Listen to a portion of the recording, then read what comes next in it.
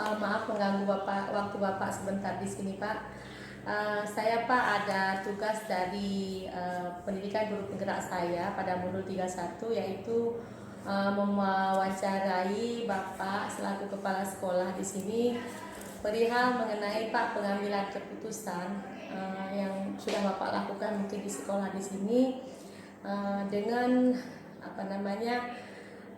nilai-nilai kebajikan Pak. Jadi ada beberapa ini pertanyaan yang ingin saya tanyakan Pak. Yang pertama Pak, selama ini bagaimana sih Bapak mengidentifikasi kasus-kasus yang merupakan dilema atau bujukan moral yang terjadi di sekolah kita Pak? Terima kasih pada Ibu selamat mengikuti program ini penggerak. Biasanya saya melakukan identifikasi masalah. Setiap ada problem itu saya manggil dulu wakil. Iya Pak. Saya panggil wakil kepala sekolah, kita duduk, kita musyawarahkan, kita ambil kesimpulan. Nanti setelah ada kesimpulan kecil, baru kita bawa ke forum yang lebih besar, yaitu ke forum Bapak. Itu ya Pak ya. Itu kita berarti Bapak memiliki tim ya Pak ya untuk bermusyawarah ya Pak ya. Kita buat kesimpulan. Baik Pak.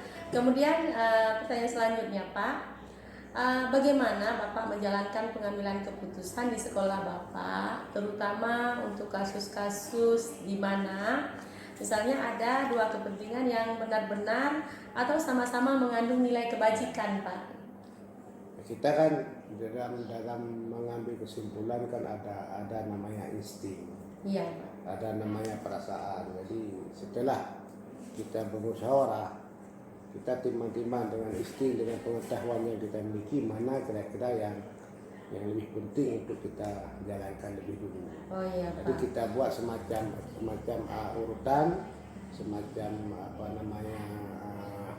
pola atau bentuk, di mana dulu yang harus kita kedepankan, di itu yang kita lakukan, nanti kebelakangan baru kita laksanakan masalah selanjutnya. Oh, berarti gitu. Kita buat ring-ringnya dulu. Oh iya, mana yang lebih penting ya Pak ya? Mana yang lebih penting. Oke Pak. Terus Pak, langkah-langkah atau prosedur seperti apa yang biasa Bapak lakukan selama ini Pak? Ya langkah tetap biasa tadi, langkah untuk menyelesaikan problem, ada problem solving itu tetap harus kita utamakan musyawarah. Kita nggak boleh mengambil sikap sendiri. Kita tentu ada orang-orang atau pihak-pihak yang harus kita libatkan, tidak secara umum warga sekolah, minimal dengan orang-orang tim kerja atau wakil kepala sekolah yang sudah kita tunggu. Jadi itu adalah tim atau orang-orang yang kita percaya untuk memanage atau mengelola lapangan di sekolah. Jadi mereka lebih tahu. Jadi tentu pikiran-pikiran ini perlu kita pertimbangkan. Jadi itu. Bagus sekali Pak ya prosedurnya. Berarti Bapak tetap bermusyawarah dengan ada tim ses sekolah ya Pak ya. Ya. Oke. Selanjutnya Pak, hal apa saja sih yang selama ini yang Bapak anggap itu efektif dalam pengambilan keputusan pada kasus-kasus dilema etika Pak? Yang efektif untuk mengambil keputusan atau efektif menjalankan keputusan. Iya. Jadi saya pikir bukan efektif mengambil, efektif menjalankan. Oh gitu Pak ya. Tentu dalam menjalankan keputusan kita harus ada dulu sikap, perbuatan kita harus sesuai atau sikap kita harus sesuai dengan perbuatan. Teladan ya Pak. Teladan. Nah, kita kalau kita ngomong A, kita kerja B, tentu tidak sesuai. Tidak akan mendengar. Tidak efektif Pak ya. Terus yang kedua kita bangun komunikasi. Di komunikasi yang dengan pihak sekolah, dengan warga sekolah, wakil, guru, semua yang terlibat masuk pesuruh, itu kita harus bangun komunikasi. Yang ketiga silaturahmi. Semua kita harus saling silaturahmi, saling mengenal, saling menyayangi, saling berkomunikasi sehingga semua orang akan enak untuk kita ajak bicara. Saya pikir itu langkah yang perlu dilakukan ya Pak ya. Oh iya Pak. Oke Pak, bagus sekali Pak.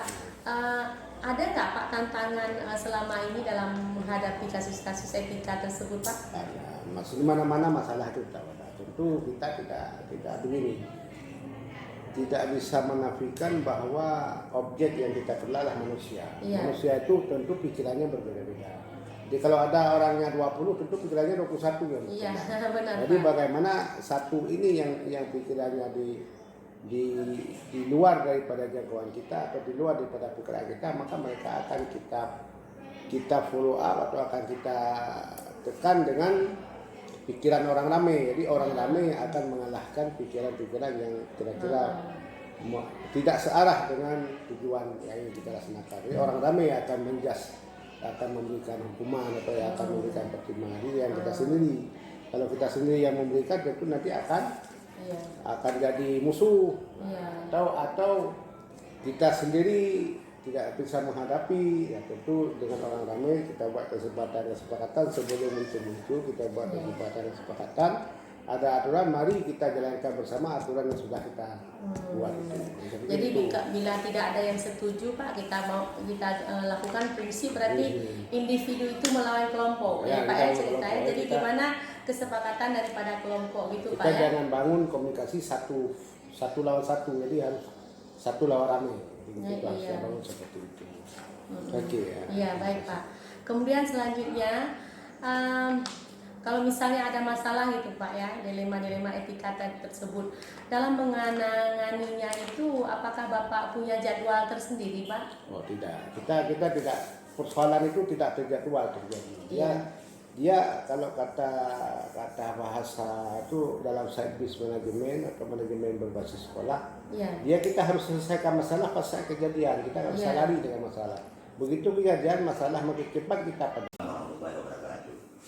Apa kabar Bapak hari ini? Alhamdulillah sehat. Terima kasih Pak ya, Bapak sudah memenuhi undangan saya Pak. Saya meminta Bapak untuk membantu saya Pak. Kami ada tugas dari PGP untuk demonstrasi konseptual pada modul 31, yaitu mewawancarai kepala sekolah mengenai perihal bagaimana cara pengambilan keputusan dari Bapak Kepala Sekolah dalam mengatasi beberapa mungkin ada dilema etika ataupun moral yang terjadi di sekolah Bapak. Jadi ada beberapa pertanyaan yang akan saya ajukan kepada Bapak di sini Pak. Yang pertama Pak, jika ada kasus atau dilema etika ataupun rujukan moral di sekolah Bapak, bagaimana sih Bapak caranya mengidentifikasi kasus-kasus tersebut Pak? Terima kasih. Menyangkut dengan cara saya mengidentifikasi kasus-kasus yang ada di sekolah saya, tentunya saya itu melihat perkembangan peserta didik. Itu saya tahu lewat sikap dan akhlak, perilaku sosial yang dilaporkan oleh guru-guru mata pelajaran, setiap mata pelajaran, dan juga dari guru agama, guru PKN, juga guru siswaan, wakil siswaan, dan bimbel. Itu. Jadi Bapak mengidentifikasinya dengan melihat bagaimana perkembangan peserta didiknya ya Pak? Iya. Terus pertanyaan selanjutnya nih Pak ya, bagaimana sih Bapak menjalankan pengambilan keputusan di sekolah Bapak, terutama untuk kasus-kasus di mana ada yang misalnya kepentingan sama-sama benar, misalnya jika ditinjau itu dari nilai-nilai kebajikan Pak. Misalnya ada 2 kasus gitu ya, sama-sama benar, yang mana yang Bapak utamakan gitu Pak? Kalau terjadi hal-hal seperti itu, ada yang sama-sama baik, sebenarnya baik dua-dua, cuma karena memang sesuai dengan kebutuhan itu kita prioritaskan yang mana yang sangat penting dulu. Nah itu pun kita sesuaikan dengan profil Pancasila, itu sesuai dengan profil itu, keadaan sosial, semua diperhatikan itu. Berarti prioritas yang diutamakan mana yang lebih penting ya Pak, disesuaikan dengan profil pelajar Pancasila ya Pak ya? Betul. Oke Pak. Kemudian langkah-langkah atau prosedur seperti apa yang akan Bapak lakukan selama ini loh Pak? Setiap kasus itu kita mengidentifikasi kasusnya dulu. Iya. Tadi kita sampaikan lewat guru segala macam tadi. Iya. Kemudian kita musyawarahkan lewat staf leader itu semua kita musyawarahkan. Kemudian kita sesuaikan dengan peraturan yang sudah kita sepakati. Iya. Terus kemudian kita sesuaikan juga dengan profil Pancasila, tidak boleh tentangan hal-hal seperti itu. Oh gitu ya Pak. Berarti ada 4 tahapan ya Pak ya. Yang pertama mengidentifikasinya, kemudian bermusyawarah, kemudian disesuaikan dengan peraturan yang ada, kemudian yang keempat sesuai dengan profil pelajar Pancasila ya Pak ya. Ya, ada beberapa poin tersebut ya.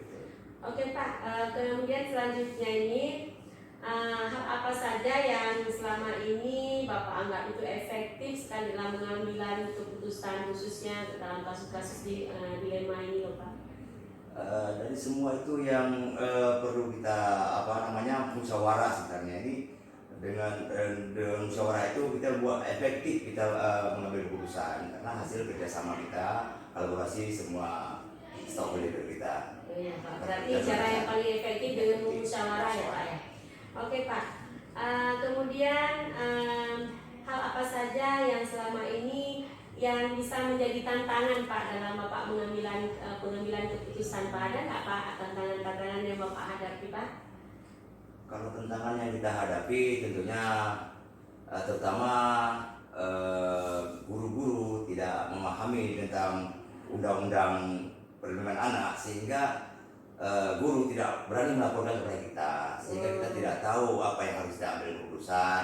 Sementara kasus-kasus yang barangkali yang masih tertutup ini perlu kita kaji ulang, kaji yang sangat mendalam. Kemudian juga kita sampaikan kepada guru jangan takut dengan undang-undang anak. Malah mendukung kita itu undang-undang anak. Berarti kurang keterbukaan ya Pak ya dari para guru-guru Bapak di sekolah. Ya, masih kurang keterbukaan. Selanjutnya Pak, apakah Bapak memiliki sebuah tata jadwal misalnya dalam menangani masalah-masalah tersebut, ada nggak jadwal khusus gitu Pak? Kalau kita lihat itu setiap pelaporan kasus itu tidak ada jadwal khusus, di mana kadang-kadang ada juga terjadi secara tiba-tiba, mendadak, gitu, disesuaikan dengan kebutuhan. Gitu. Oh gitu Pak, berarti nggak ada jadwal yang dikhususkan ya Pak, nggak dikumpulkan dulu masalahnya nanti diselesaikan nggak ya Pak ya? Tidak dikumpulkan dulu. Pak. Kemudian dalam Bapak mengambil keputusan, ada nggak faktor lain yang di sini yang mendukung Bapak dalam mempermudah memutuskan sesuatu Pak, misalnya tentang dilema etika ini Pak? Itu dalam kita mempermudah itu tentunya perlu kerjasama itu yang baik dengan stakeholder kita itu kolaborasi, perlu masukan juga sehingga kita bisa mengambil keputusan itu lewat musyawarah lah, itu bisa teratasi semua.